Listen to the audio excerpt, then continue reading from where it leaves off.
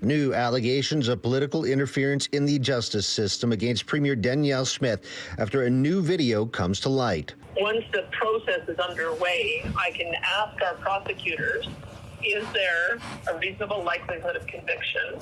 And is it in the public interest? And I assure you, I have asked them that almost weekly ever since I got started here. The video posted by controversial street pastor Artur Podlowski just weeks before the start of his February trial on charges tied to the Coutts blockade.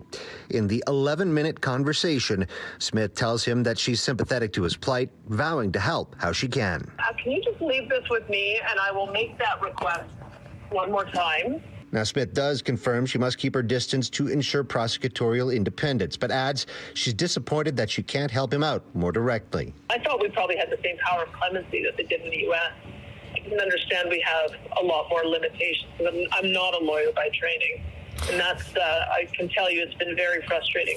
For the Premier to suggest these things constitutes interference in the justice system. The Alberta NDP point out that this comes after previous videos also saw the Premier, in her own words, saying that she talked to prosecutors about COVID-related cases.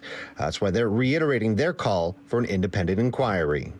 I sent that letter on January 17th of this year to Tyler Shandro, and I haven't received anything back yet. In a statement, the Premier writes that her staff worked to see if amnesty could be granted for those charged with nonviolent, non-firearm COVID charges, but that the Justice Ministry recommended against this as cases were before the courts.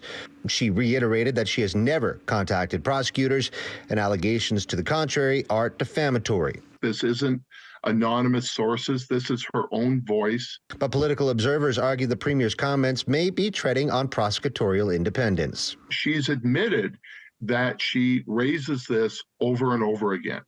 That sounds like pressuring to me. Podlowski is a controversial figure who, up until Tuesday, was the leader of the Alberta Independence Party before being removed. Who openly supports Alberta separatism. Is that someone the Premier of the province should be speaking with at any moment in time? The case brings to light the SNC-Lavalin affair, in which a federal ethics commissioner determined Prime Minister Justin Trudeau exerted influence on his justice minister to settle corruption charges against the company. Parallels that Smith herself recognizes, but she doesn't seem to recognize that she's doing the same thing. And in fact, beyond the same thing. In Edmonton, Courtney Theriault, City News.